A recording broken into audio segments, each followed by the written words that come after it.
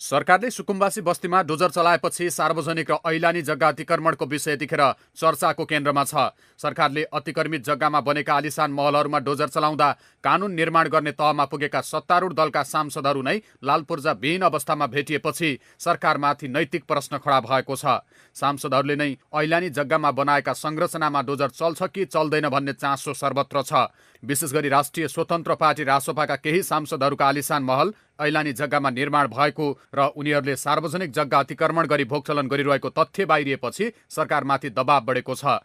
यसरी सार्वजनिक जग्गा अतिक्रमण गरी घर निर्माण गर्ने सत्तारूढ दल रासोपाका सांसदहरू को छन् त? 1. सुरेश कुमार चौधरी। सरकारले सार्वजनिक जग्गामा बनेका संरचनामा डोजर चलाइरहँदा बाँकी क्षेत्र नम्बर 1 बाट निर्वाचित रासोपा सांसद सुरेश चौधरीको घर समेत ऐलानी जग्गामा रहेको खुलेको छ। बाँकीको कोवलपुर नगरपालिका 2 सिमलघारी स्थित उनको 2 तले घर ऐलानी जग्गामा बनेको छ। करिब 2 कट्ठा क्षेत्रफलमा बनेको उक्त घर उनका जेठा छोराको नाममा रहेको र परिवार हाल त्यही बसोबास गर्दै आएको छ। तर सांसद चौधरीले आफूहरू सुकुम्बासी नभई अव्यवस्थित बसोबासी भएको दावी गर्दै आएका छन्। 2. केपी खनाल। कैलाली क्षेत्र नम्बर 2 बाट निर्वाचित रासोपा सांसद खनालको घर पनि ऐलानी जग्गामै बनेको छ। कैलालीको लम्कीचुवा नगरपालिका 1 बस पार्क नजिकै रहेको उनको 3 तले घर नक्सा पास बिना निर्माण भएको खुलेको छ। उनीसँग उक्त जग्गाको लालपूर्जा समेत छैन। निर्वाचनका बेला भोट माग्ने क्रममा उनले आफूलाई सुकुम्बासीको छोरो भन्दै चिनाएका थिए। यति बेला खनाल सुकुम्बासीहरूको समस्यामा कतै नदेखिएको र नबोलेको भन्दै आलोचना भइरहेको छ भने कानुन सबैका लागि बराबर हुनुपर्ने भन्दै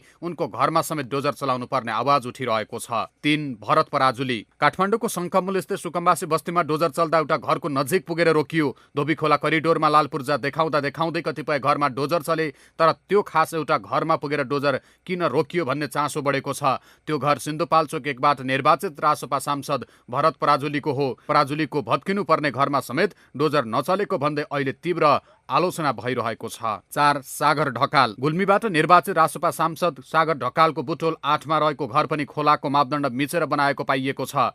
यस विषयमा पटक पटक कुरा उठाउँदा समेत कुनै सुनवाई नभएको गुनासो स्थानिएको छ। अहिले सागर ढकालको महलमा कहिले डोजर चल्छ भन्ने प्रश्न आम नागरिकले गरिरहेका छन्। मेरो मात्रै होइन, मेरो हजुरबा जिजुबा जोजोसको छ सबै कानुन अनुसार हुनुपर्छ। मलाई मात्रै होइन, सबै नेपालीले एउटै कानुन हुन्छ है। सबै बुटलको, गुल्मीको, डडेलधुराको, नेपालभरि जहाँसुकै जग्गा छ नियमका अनुसार जानुपर्छ। म मात्रै होइन, तपाईँ हामी सबै है त। 5. जगत प्रसाद जोशी। कैलाली 3 का सांसद जगत प्रसाद जोशीले 1 बिघा सरकारी जग्गा हडपेको विषय पनि सार्वजनिक भएको छ। उनले कैलालीको घोडाघोडी नगरपालिका वडा नम्बर 10 घुम्नी भाकलमा करिब 1 बिघा सरकारी जग्गा भोगचलन गरिरहेका छन्। त्यही जग्गामा उनले घर समेत निर्माण गरेका छन्। 6. प्रशान्त उप्रेती। एकपछि अर्को सांसदका विवाद सार्वजनिक भइरहँदा मकवानपुर 1 का सांसद प्रशान्त उप्रेतीको 3 तले घर पनि ऐलानी जग्गामा रहेको चर्चा छ।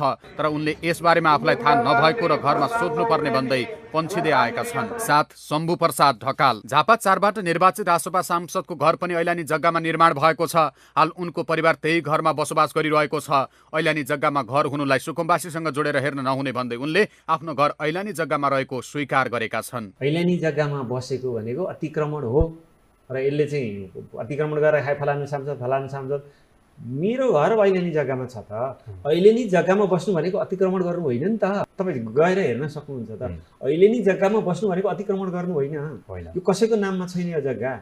व्यक्तिले चाहिँ आफूले भोगचलन गरिरहेछ र त्यो जग्गामा उसको काहीँ छैन र छ पनि।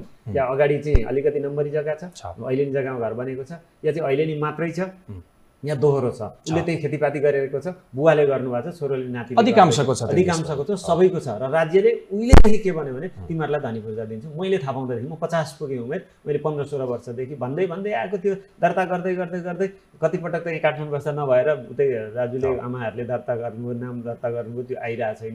त्यसरी हामी बसिरहेका छौँ। 8. खडकराज पौडेल गणेश। संस्कृति पर्यटन तथा नागरिक उड्डयन मन्त्री समेत रहेका रासोपा सांसद खडकराज पौडेल गणेशको घर पनि सार्वजनिक जग्गामा बनेको विषय बाहिरिएको छ। मन्त्री पौडेल बसोबास गर्दै आएको पोखरा महानगरपालिका 14 मझेरी पाटन क्षेत्रमा रहेको घरको लालपूर्जा नरहेको र नक्सा पास समेत नभएको तथ्य सार्वजनिक भएको हो। उनी बस्दै आएको उक्त घर मन्त्री पौडेलले बिक्री गरिसकेको भन्ने चर्चा पनि छ। अहिले रासोपा सांसदका घरहरू नै सार्वजनिक र ऐलानी जग्गामा बनेको तथ्य सार्वजनिक भएपछि रासोपाका अन्य सांसदहरू बचाउमा उत्रिएका छन्। रासोपा सांसद गणेश कार्कीले फर्जी सुकुम्बासी हुनु कानुनी कारबाहीको विषय भएको बताउँदै ऐलानी जग्गाहरूमा बस्नेहरू वर्षौंदेखिका पीडित भएको तर अपराधी नभएको भन्दै आफ्ना सहकर्मीको बचाउ गरेका छन्। व्यक्ति विशेषको घर भत्किने वा नभत्किने भन्ने कुरा गौण हुन सक्छ, तर यदि ऐलानी र सार्वजनिक जग्गामा बनेका संरचनामा डोजर चल्ने हो भने त्यो कसैको पद प्रभाव वा पहुँच हेरेर रोकिनु हुँदैन। अन्यथा सुकुम्बासीका झुपडीमा मात्र कानुन कठोर हुने र सांसदका महलहरूमा राज्य मौन बस्ने चरित्रले सरकारप्रति नागरिकको भरोसा र कानुनको सर्वोच्चतालाई नै धराशयी बनाउनेछ। कानुन साँच्चै सबैका लागि बराबर हुन्छ कि फेरि पनि पहुँचवाला र शक्तिशालीका ढोकामा पुगेर डोजर रोकिन्छ, त्यो भने हेर्न बाँकी छ।